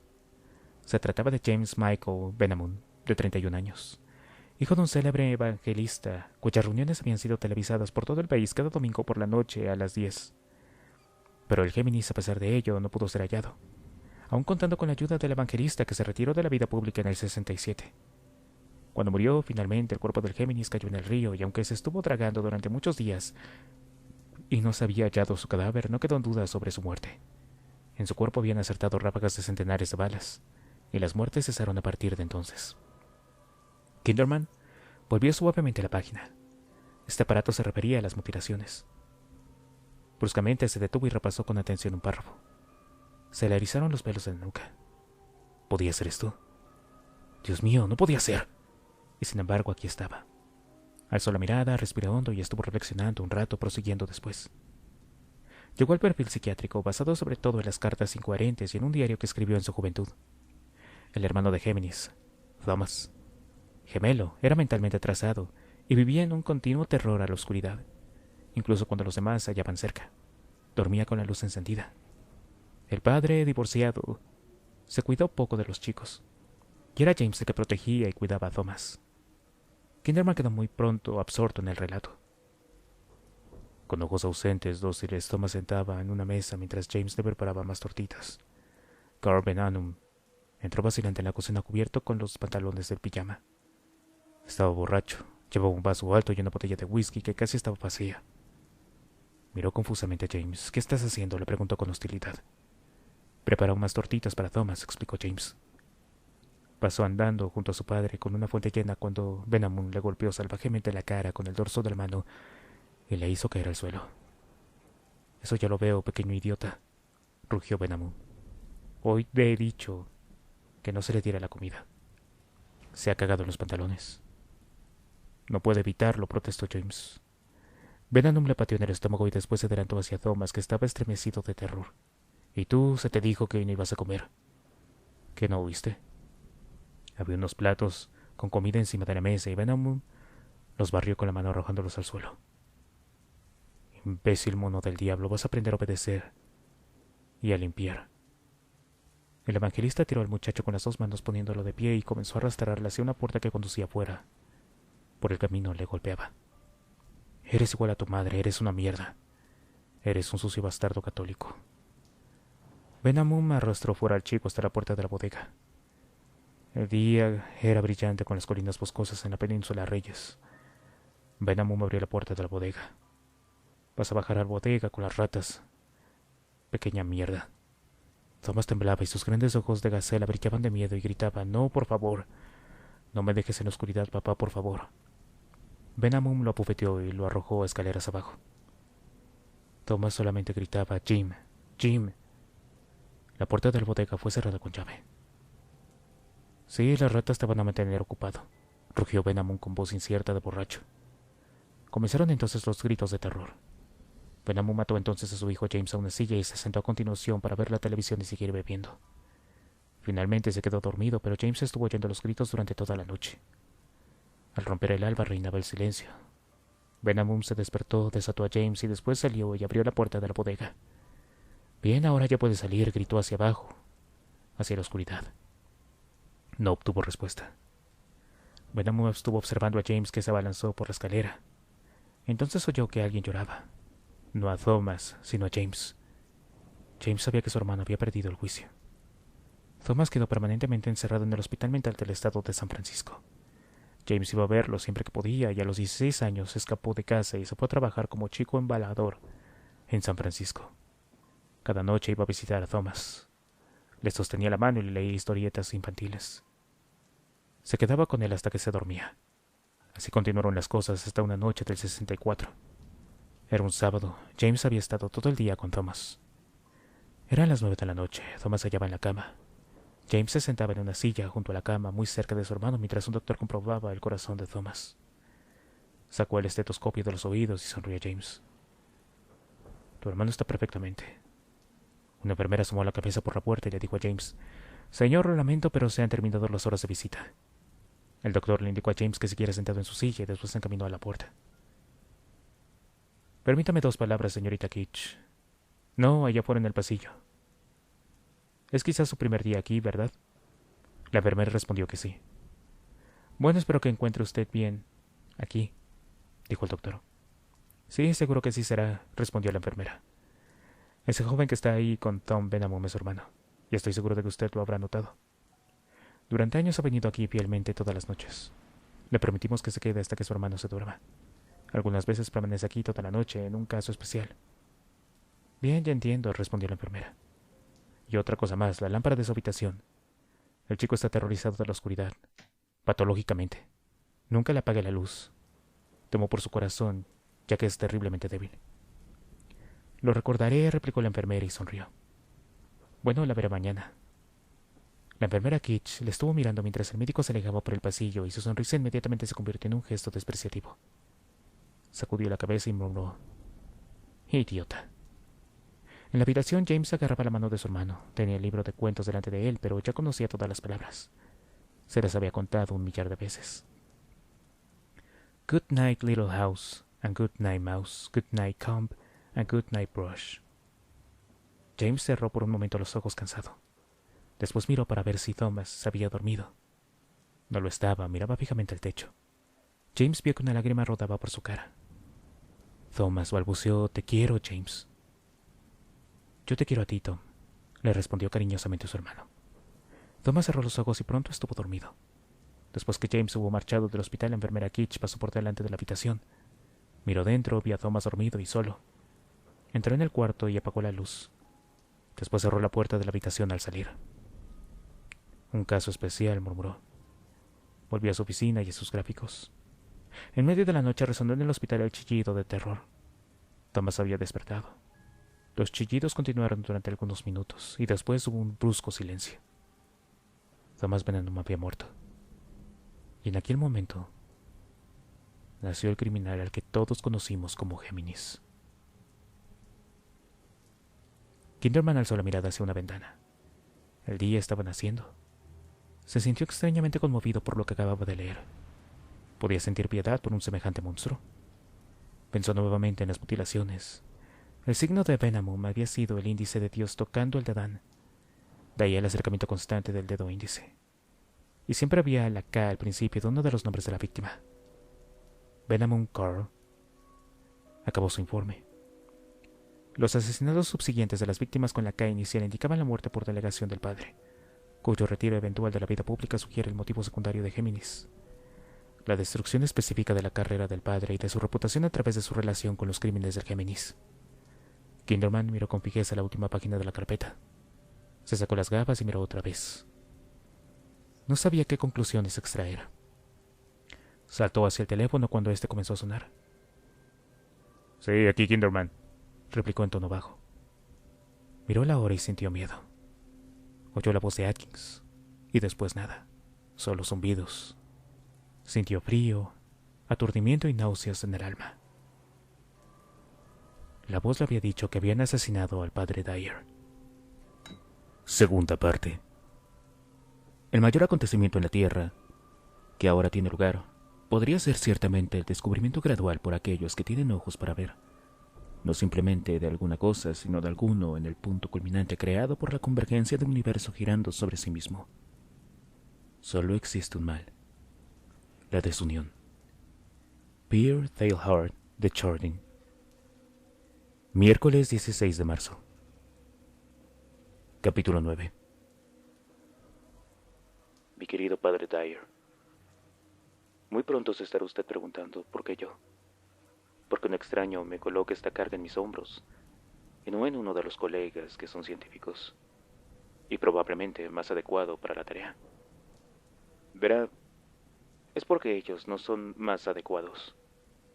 La ciencia se inclina por estos asuntos como un chiquillo por otra medicina. Creo que usted mismo se mostraría escéptico al respecto. Otro chiflado con una imagen llorona de Jesús que vierte lágrimas auténticas, diría usted probablemente, por el simple hecho de que soy un cura. Ese debe pensar que me tragaré cualquier vaca vieja milagrosa, y en este caso de color púrpura además. Pues no pienso eso de ninguna manera. Estoy explicándole esto porque sé que puedo confiar en usted. No en su sacerdocio, padre, en usted. Si estuviera pensando en traicionarme, ya lo habría hecho. Pero no lo ha hecho. Usted ha mantenido su palabra. Eso es realmente algo significativo para mí. Cuando estuvimos hablando, no lo hicimos bajo el sello de la confesión. Cualquier otro sacerdote, cualquier otra persona, probablemente me hubiera puesto en evidencia. Pero antes de descargar mi peso sobre usted, le evalué. Lamento mucho que su premio sea precisamente otra obligación, pero sé que cumplirá hasta el final. Precisamente ese es el quid de la cuestión. Usted lo hará. ¿No está contento de haberme conocido, padre? La verdad es que no sé cómo empezar. Es endemoniadamente difícil. Anhelo tanto que usted confíe en mi juicio, que me crea. Me temo que no será fácil. Lo que voy a contarle le hará estremecer. Así que vamos a hacerlo de esta manera. Por favor, podría ser lo mejor. Deje en suspenso su curiosidad durante un rato, y no lea más hasta que haya seguido estas breves instrucciones que ahora voy a darle. En primer lugar, consiga un magnetófono, un modelo que permita una rápida repetición. Mejor todavía, utilice el mío. En esta carta pegaré con cinta adhesiva una llave de mi casa. Ahora, fíjese en la caja de cartón que le he enviado. Contiene algunos rollos de cinta grabada por mí. Busque aquel señalado con 9 de enero del 82. Colóquenlo en la grabadora. El contador al pie ha de estar en cero cuando el final de la guía toca la bobina de la izquierda. Hecho esto, avance hasta el 383. Conecte entonces los auriculares. Ponga los controles de volumen al máximo. Y deje la velocidad lenta. Entonces pulse el en funcionamiento y escuche. Escuchará un silbido del amplificador y de la estática a unos niveles molestos. Por favor, sopórtelos. Poco después oirá el ruido de alguien que habla. Termine en el 388 del contador. Siga adelante y ponga una y otra vez ese fragmento con la voz hasta que pueda descifrar lo que está diciendo. Es bastante alto, pero la estática tiende a confundir la claridad inteligible. Cuando sepa lo que se ha dicho, ponga la velocidad alta, que es el doble, y repita el procedimiento. Quiero que repita el procedimiento. Olvídese de lo que escuchó la primera vez. Escuche de nuevo. Y por favor siga estas instrucciones y no continúe la lectura del presente hasta haberlas llevado a cabo. Aunque confíe en usted, esto sigue en página aparte. Todos necesitamos de la gracia de vez en cuando. Ahora ya he escuchado. Lo que ha oído es la velocidad menor, estoy seguro. Es una voz masculina muy clara que dice Lazy. Y en la velocidad más rápida la misma información en la cinta se convierte con claridad en confía. En este momento ha de emprender el salto de la fe y del buen sentido, percatándose de que yo no tengo nada que ganar fingiendo lo que es o lo que no es. Y permítame ahora que le cuente cómo grabé esta cinta. Puse una cinta virgen no usada en la grabadora. enchufé un diodo. Puse la velocidad corta y pregunté en voz alta: ¿existe Dios? Dispuse el micrófono y la clave en las posiciones más altas. Y después pulsé el botón de grabación. Durante los 3 minutos siguientes no hice más que respirar y esperar. Después dejé de grabar. Cuando volví a pasar la cinta, allí estaba la voz. Envié la cinta a un amigo de la Universidad de Columbia. Él la hizo pasar por un espectrófago. Me envió una carta y algunas copias de las lecturas espectrográficas. Las encontré en la caja. La carta dice que el análisis concluye que la voz no puede ser humana, que para conseguir ese efecto tendría que construirse una laringe artificial y programarla después para que pronunciara esas palabras. Mi amigo dice que el espectrógrafo no puede equivocarse. Además, no pudo comprender cómo la palabra lazy se transformó en confía a velocidad doble. Observé también, y este comentario es mío y no de mi amigo, que la respuesta a mi pregunta no responde. Por no decir que es totalmente desprovista de significado, a menos que se pronuncie el doble de velocidad de la grabación original. Esto elimina cualquier especie de rara de radiorecepción, que de todos modos las cintas grabadoras no pueden percibir, padre, que pudiera invocarse como una explicación junto a una coincidencia. Sin duda alguna, que rebuscar una explicación satisfactoria a estos asuntos. De hecho, yo le ruego encarecidamente que lo haga. Mi amigo de Columbia es el profesor Cyril Harris. Llámelo. Mejor todavía, busque una segunda opinión. Otro análisis espectrográfico, preferiblemente realizado por otra persona. Estoy seguro de que descubrirá que el resultado es el mismo. Comencé a llevar a cabo estas grabaciones pocos meses después de la muerte de Anne. Hay una paciente en el pabellón psiquiátrico del hospital. Un esquizofrénico llamado Anton Lang. Por favor, no hable con él de esto. Ese hombre tiene unos auténticos problemas que solo le inclinarían a disminuir la credibilidad del fenómeno, y al mismo tiempo la mía, me temo. Lang se había quejado de un dolor de cabeza crónico, lo que hizo que yo entrara en contacto con él. Naturalmente leí su historia y descubrí que durante años ese hombre había estado grabando en cintas lo que caracterizaba simplemente como las voces. Le pregunté sobre esas voces y me contó algunas cosas que eran intrigantes y me surgieron la lectura de un libro sobre el tema. El título era Ruptura. Estaba escrito en lituano. Konstantin Raudiv, y se puede adquirir en inglés a través de una editorial británica. Encargué un ejemplar y lo leí. ¿Me sigue usted? La mayor parte del libro consistía en la transcripción de Raudiv de grabaciones de voces que había efectuado. Me temo que su contenido no fuera tremendamente alentador. Eran futiles e insustanciales. Si estas eran las voces de los difuntos, como estaba convencido de que eran dicho profesor lituano, ¿aquello era realmente todo cuanto tenían que decirnos? Costi está cansado hoy. Costi trabaja. Aquí están las aduanas fronterizas. Nosotros dormimos. Mire, me puso en el sendero del antiguo libro de los muertos tibetanos. ¿Sabe usted, padre? Es un trabajo curioso. Un manual de instrucciones preparando a los moribundos para lo que deberán enfrentarse al otro lado. La primera experiencia. Creen que era una confrontación decisiva e inmediata con la trascendencia, a lo que ellos llamaban la clara luz. El espíritu recién muerto podía optar por unirse a ella, pero pocos lo hacían, porque la mayoría no estaba dispuesto, ya que sus vidas terrenales no les habían preparado adecuadamente para ello. De modo que después de esta confrontación inicial, los muertos pasaban por fases de deterioración mientras se consumían hacia un renacimiento eventual en el mundo. Yo pensé que semejante estado podía producir las inanidades y trivialidades que el libro de Raudiv contaba, y también mucha bibliografía con el tema de los espíritus. Es un asunto descorazonador, nauseabundo de hecho.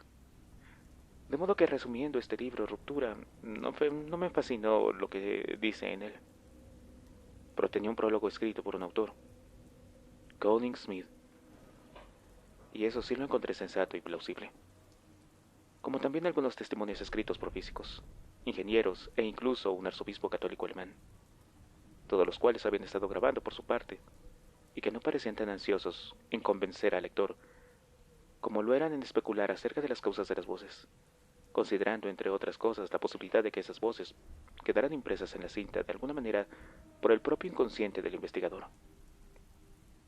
Decidí intentarlo. He de admitir que estaba loco de pena por la muerte de Anne.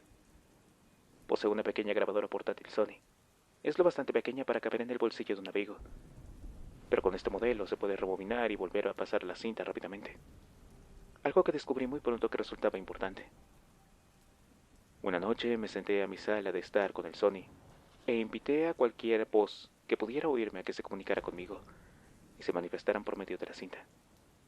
Entonces pulsé grabar y dejé que la cinta virgen pasara del principio hasta el final. Después escuché la grabación. No oí nada excepto algún ruido de la calle, bastante estática y sonidos amplificados.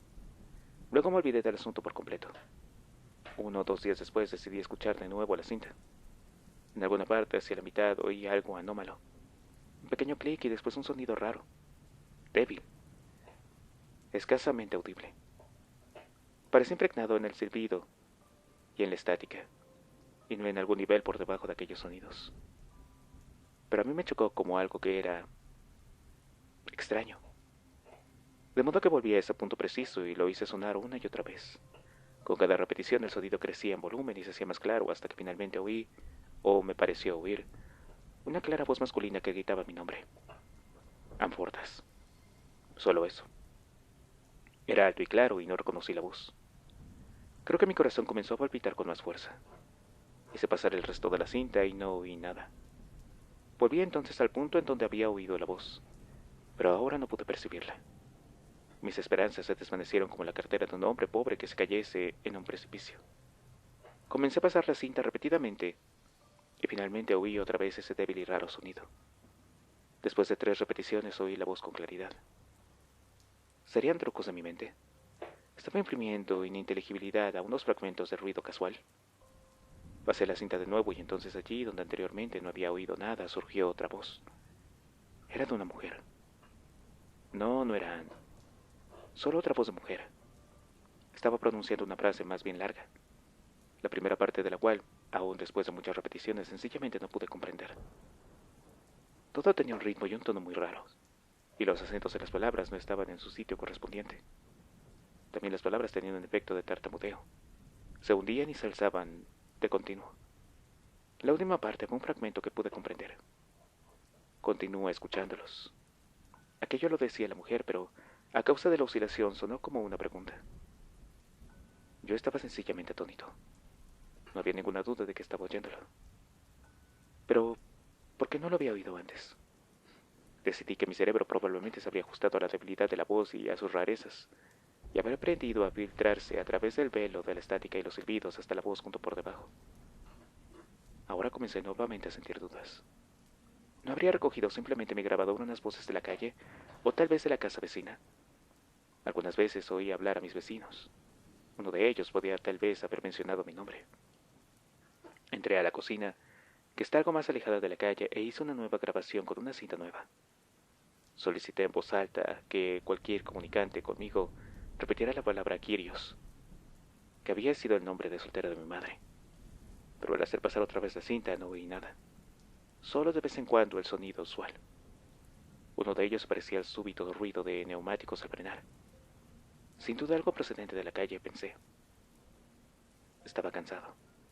Estar escuchando había requerido una intensa concentración. Aquella noche no hice más grabaciones. Al día siguiente, mientras esperaba que el agua para el café hirviera, escuché de nuevo las 2 cintas. Oí con claridad. Continúa escuchándonos. Y Amfortas. En la segunda cinta me concentré en el ruido de frenos, haciéndolo pasar una y otra vez, y de pronto mi cerebro hizo una rara acomodación, ya que en lugar del ruido oí las palabras Ana Kyrios, pronunciadas en tono agudo de una voz femenina y a una extrema velocidad. El agua para café rebosó al hervir. Estaba pasmado. Cuando aquel día acudí al hospital, llevé conmigo las cintas y la grabadora, y durante el descanso para el almuerzo puse la grabación a una de las enfermeras, Emily Allerton. Me dijo no haber oído nada. Después lo intenté con Amy Kieran, una de las enfermeras de recepción en neurología. Pulsé un fragmento de la cinta número 1 y dejé el altavoz apretado contra su oído. Después de haberlo pasado una vez, me entregó el aparato y asintió. Sí, he oído su nombre, me dijo, y después volvió a dedicarse a sus quehaceres. Yo decidí dejar el asunto como estaba, por lo menos en cuanto a las enfermeras. Durante las siguientes semanas, me hallaba obsesionado. Compré una grabadora un preamplificador y unos auriculares, y comencé a pasar algunas horas todas las noches grabando cintas. Y entonces parecía que nunca dejaba de lograr resultados. De hecho, las cintas estaban virtualmente llenas de voces en un fluir casi continuo, incluso sobreponiéndose unas a otras. Algunas eran demasiado débiles para ni tan siquiera molestarse en descifrarlas, mientras que otras alcanzaban diversos grados de claridad. Algunas hablaban a velocidad normal, mientras que otras solo eran inteligibles, cuando las reducía a una velocidad media. Algunas ni tan solo parecían aparentes, hasta haberlo hecho así. Seguí preguntando por Anne, pero nunca oí nada. De vez en cuando, escuchaba alguna voz femenina que decía «estoy aquí» o «yo soy Anne», pero no lo era. No era su voz. Una noche de octubre estaba escuchando la reproducción de una cinta que había grabado la semana anterior. Había en ella un fragmento interesante, una voz que decía «control de tierra». Después de algunas repeticiones pasé un poco más adelante, y de pronto contuve mi respiración. Oí una voz que decía «Vincent, soy Anne». Sentí un estremecimiento desde la base de mi espina dorsal hasta la nuca. No era mi mente la que decía eso, era su voz. Era mi cuerpo y mi sangre, mis recuerdos, mi ser, mi mente inconsciente. Pasé y repasé la cinta y cada vez sentí idéntico estremecimiento, como una sacudida. Incluso intenté suprimirlo, pero no pude. Era Anne. A la mañana siguiente mis esperanzas y mis dudas resultaban inseparables. ¿No sería esa voz una proyección de mi propio deseo, sobrepuesta ininteligiblemente a otros ruidos casuales en la cinta? Decidí llegar decididamente al fondo de este asunto. Consulté con Eddie Flanders, instructor en el Instituto de Idiomas de Georgetown, y un amigo que había sido paciente mío. Dios sabe lo que le contaría, pero conseguí que escuchara la voz de Anne. Cuando se quitó los auriculares le pregunté qué era lo que había oído. Me respondió, pues alguien está hablando, pero realmente es tan débil. Yo proseguí. ¿Y qué dicen? ¿Puedes distinguirlo? Él respondió, suena como mi nombre. Le quité los auriculares a Ed y comprobé que estuviera escuchando el fragmento preciso. Entonces se lo hice escuchar otra vez. Obtuvo el mismo resultado. Yo estaba totalmente perplejo. ¿Pero es una voz?, le pregunté. ¿No será solo un ruido? No, claramente es una voz, respondió. ¿No será la tuya? ¿Escuchas la voz de un hombre?, pregunté. Y él respondió, sí, parece la tuya. Eso acabó más o menos con mi investigación aquel día, pero volví la semana siguiente. El instituto disponía de su propio estudio de sonido para confeccionar las cintas de instrucción. Poseían poderosos amplificadores y magnetófonos, Ampex, profesionales. También tenían un micrófono instalado en un compartimiento insonorizado. Convencí a Eddie para que me ayudara a realizar una grabación. Entré en el compartimiento y me volví de espaldas a Eddie mientras hacía un pequeño discurso inventando a las voces a manifestarse en la cinta. También realicé 2 preguntas directas, solicitando como respuesta las palabras afirmativo o negativo, ya que estas serían más fáciles de identificar en un nuevo paso de cinta que un simple sí o no. Entonces, abandoné el compartimiento y cerré la puerta detrás de mí, indicando a Andy que podía poner en marcha la cinta y comenzar a grabar. Él me preguntó, ¿qué vamos a grabar? Y yo le respondí, moléculas de aire. Tiene que ver con unos estudios del cerebro que estoy llevando a cabo. Eddie parecía convencido y estuvimos registrando el máximo aumento y a una velocidad de 7,5 RPS. Después de unos 3 minutos aproximadamente, nos detuvimos y escuché la cinta de nuevo al máximo volumen. En la cinta había algo raro. No era enteramente una voz. Se parecía más a un sonido de gargarismo y aproximadamente sonaba unas 10 veces más alto que las voces que yo creía oír en las grabaciones de mi casa. Su duración aproximada fue de 7 segundos. No pudimos oír nada más en el resto de la cinta. ¿Ese es el ruido que tienes normalmente cuando grabas?, le pregunté. Yo estaba en una propagación de sonido por alguna cosa dentro del propio equipo. Ed me dijo que no podía ser. Parecía realmente asombrado y me dijo que aquel ruido no debía de estar allí. Yo sugerí algún defecto de la cinta. Él pensó que posiblemente sería así. Al cabo de unos minutos de estar pasando de nuevo el sonido, pareció adquirir algo de calidad de una voz. No podíamos distinguir palabras para extraerle sentido, así que decidimos no seguir. En casa continué con mi experimento y seguí escuchando las voces suaves, vagas, o bien respondiendo a mis preguntas, o siguiendo mi sugerencia para temas de discusión, aunque nunca más oí una voz como la de Anne. De todo esto saqué las impresiones siguientes. Al parecer estaba en contacto con personalidades que se hallaban en algún lugar o condiciones de transición. No eran clarividentes. No conocían el futuro, por ejemplo, pero sus conocimientos iban más allá del nivel de los míos. Por ejemplo, podían decirme el nombre de la enfermera de servicio en un momento dado, en cualquier pabellón con el que yo no tenía contacto o familiaridad. A menudo tenían opiniones que eran contradictorias las unas con las otras. Algunas veces cuando yo preguntaba por un hecho concreto, como la fecha del nacimiento de mi madre, me daban diversas respuestas y ninguna era correcta, produciéndome la impresión de que tal vez no querían perder mi interés. Algunas de sus declaraciones resultaban mentiras fragantes, de tipo beligerante, o con la intención de turbarme a mí. Llegué a reconocer estas voces y a ignorarlas, tal como hice con el poseedor de la voz que de vez en cuando soltaba obscenidades. Algunas voces pedían ayuda, pero cuando les preguntaba qué era lo que podía hacer para ayudarlos, la respuesta solía ser algo como: feliz, estamos bien. Algunas me pidieron que rogara por ellos y otras me rogaban por mí. Yo no podía evitar pensar en la comunión de los santos. Se evidenciaba un sentido del humor. Al principio de mis experimentos, una noche llevaba puesto un viejo albornoz mientras grababa. Era a rayas bastante vistosas y tenía un gran roto junto al hombro derecho. Oí una voz que decía manta de caballo. Durante las numerosas ocasiones en que yo preguntaba ¿quién creó el universo material?, una vez me contestó una voz con claridad: yo. Y una noche invité a un interno para que viniera a compartir mi experimento. Había expresado interés por los fenómenos psíquicos y sentí alivio al discutir todo esto con él. Durante la velada el interno me explicó que no podía oír nada, aunque como de costumbre yo sí lo oía y escuché de qué sirve y para qué molestarse, y vete a jugar Pac-Man, entre otras cosas. Semanas más tarde supe que el interno era terriblemente duro de oído, pero no quería reconocerlo. Algunas ocasiones las voces me ayudaron sugiriéndome otras maneras de grabación. Una de ellas era por medio de un diodo, y otra se trataba de buscar una banda de ruido blanco en un receptor de radio, conectándolo a la grabadora. Esto último no lo intenté nunca, pues aquí cabía esperar, recibir y grabar voces reales de la radio de fuentes casuales, o usuales. Era mejor el micrófono cuando se hallaba en un recinto insonorizado o en una habitación en extremo silenciosa, pero al fin opté por utilizar el diodo, pues esto eliminaba falsas interpretaciones en ruidos corrientes del ambiente que nos rodeaba. Algunas veces, las voces criticaban mis habilidades técnicas. De vez en cuando pulsaba un botón y oía una voz que decía: no sabes lo que estás haciendo. En particular sonaba exasperada. Semejantes respuestas formaban parte de la impresión de haber estado tratando con personalidades altamente individuales y muy corrientes, igual que la gente. A menudo me decían buenas noches, hacia el final de la cinta, y entonces descubría que me encontraba cansado y dispuesto para irme a la casa y a la cama. En ocasiones había muchas voces diferentes que decían gracias y se lo agradezco. Una cosa curiosa. Una vez pregunté si era importante que intentaba divulgar este fenómeno, y la respuesta fue muy clara: negativo. Eso me sorprendió. A mediados de 1982 decidí escribir a Colin Smith, el hombre que había escrito el prólogo para Ruptura, el que parecía tan plausible.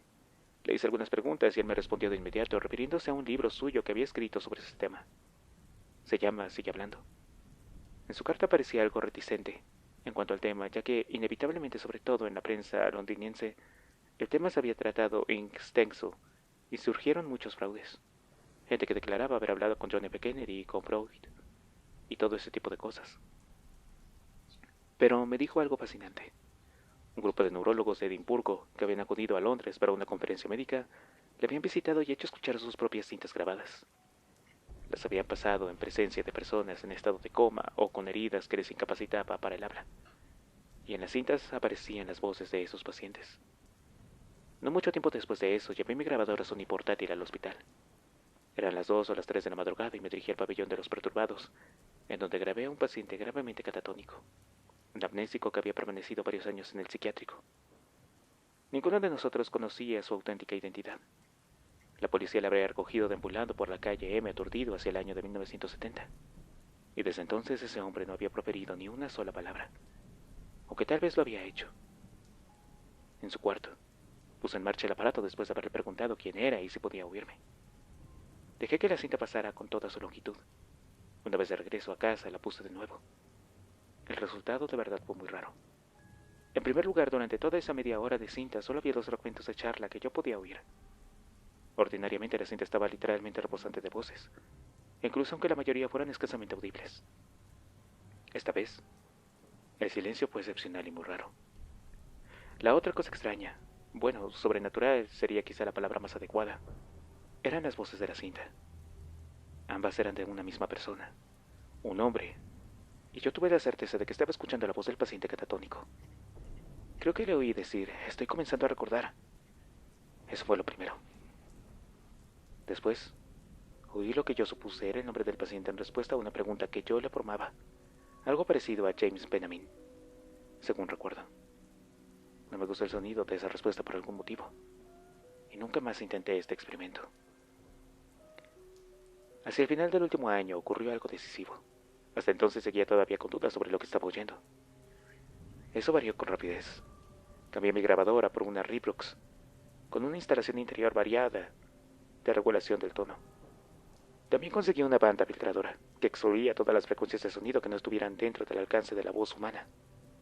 Un sábado, un hombre más bien joven, empleado de la tienda de aparatos de alta fidelidad, me entregó el nuevo equipo y lo instaló. Cuando hubo terminado, se me ocurrió un proyecto. El joven debía tener un oído mucho mejor que el mío, y el negocio de aquel joven era además el sonido. De modo que saqué la cinta con el sonido grave más bien alto y le pedí que escuchara por los auriculares. Cuando hubo terminado, le pregunté qué era lo que había oído. Me respondió de inmediato. Alguien que hablaba. Esto me tomó por sorpresa. ¿Era una voz de hombre o de mujer?, le pregunté. Y él respondió, era la voz de un hombre. ¿Podría usted decirme qué decía? Él respondió, no es demasiado lento. Otra sorpresa. Yo estaba acostumbrado a que las voces hablaran demasiado a prisa. No, usted quiere decir demasiado prisa, ¿no? Le dije. No, es demasiado despacio. Por lo menos yo creo que es demasiado lento. Se puso de nuevo los auriculares. Rebobinó la cinta hasta el lugar y entonces manualmente dio velocidad a la cinta con las manos mientras escuchaba. Se quitó los auriculares y repitió. Sí, es demasiado lento. Me entregó los auriculares. Vea, escuche usted. Se lo demostraré. Me puse los auriculares y de nuevo el joven dio más velocidad a la cinta. Y oí la voz clara e inconfundible de un hombre que pronunciaba unas palabras. Afirmativo, ¿me oye usted?, dijo. Esta experiencia pasó a abrirme una puerta, pues poco después comencé a oír voces claras y altas en mis cintas, quizás una en cada 3 o 4 sesiones de mis grabaciones. Lacey confía, fue la primera de ellas. Incluso aquel interno hubiera probablemente podido oírlas. Envié 3 de ellas a mi amigo de Columbia, que los resultados, ya que le había contado todo a él. Escúchelas, y después haga sus propias cintas. Al principio es posible que no lo consiga y que consiga únicamente las voces más débiles, más efímeras. Si es así, será que no ha aprendido todavía el truco de escuchar, de introducirse por entre el velo del silbido y la estática. Coge entonces mis cintas más altas y pruebe con ellas. Primero habrá que limpiarlas. Hay equipo disponible que elimina toda la estática y los silbidos. Después de eso, hágalas pasar por otro análisis espectrográfico. También hay un medio de determinar la velocidad original a la que la grabaron. Esto, según el subrayado, eliminará completamente la posibilidad de recepciones extrañas de radio. Las voces son reales. Creo que son las voces de los muertos. Esto nunca podrá comprobarse, pero que proceden de intelecto sin cuerpo. Por lo menos como nosotros lo conocemos. Llegará a ser demostrado forzosa y científicamente. La Iglesia Católica posee los medios y Dios lo sabe.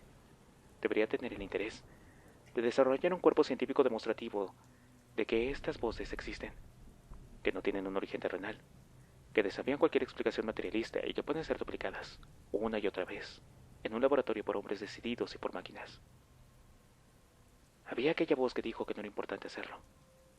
No era importante para quién. Tengo que preguntarlo.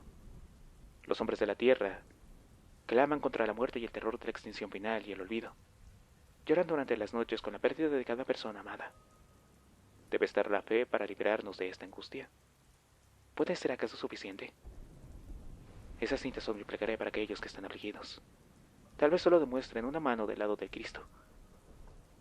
No lo suficiente para vencer esa duda final, tal como la resurrección de Lázaro no llegó a convencer incluso a algunos de los que estaban allí presentes, y lo vieron con sus propios ojos. ¿Pero qué nos pide Jesús que hagamos? Si nuestra copa para el sediento no está llena hasta los bordes, ¿tenemos que reservarla para este motivo? Si Dios no puede intervenir, los hombres sí pueden. Seguramente es su intención que nosotros lo hagamos. Este es nuestro mundo, al fin y al cabo. Le agradezco que no dijera que mi decisión es el pecado de la desesperación. Yo sé que no lo es. Yo no hago nada, solo espero.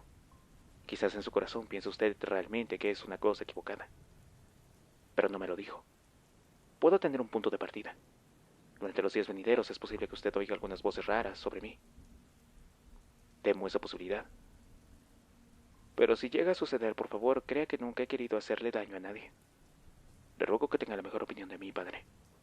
¿Lo hará? ¿Cuánto tiempo hace que lo conozco? ¿2 días?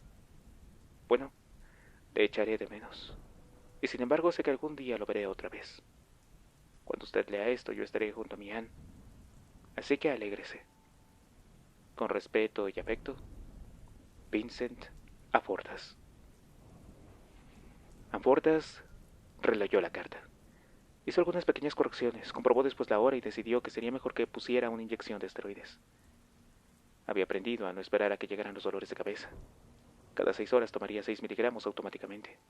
Muy pronto eso alteraría su mente. Había tenido que escribir ahora la carta.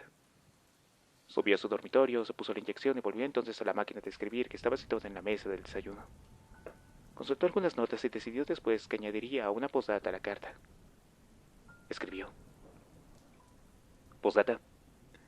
Durante los muchísimos meses en los que he estado realizando estas grabaciones, he hecho a menudo la pregunta: describa su condición, estado de ser o localización con toda la concisión posible. Algunas veces he distinguido una respuesta, por lo menos una respuesta audible. Y puesto que este tipo de preguntas concretas son esquivadas con frecuencia por las voces, he creído que usted tendrá interés por saber las respuestas que he obtenido. Y son las siguientes. He llegado aquí primero. Aquí se aguarda. Limbo, muerto. Es como un barco. Es como un hospital, con ángeles médicos. También pregunté, ¿qué deberíamos hacer los seres vivientes? Una respuesta que oí con bastante claridad me dijo, buenas obras. Parecía la voz de una mujer. Aforta sacó la carta de la máquina de escribir y la introdujo en un sobre. En el anverso escribió a máquina, el reverendo Joseph Dyer, Universidad de Georgetown, para ser entregada únicamente en el caso de mi muerte.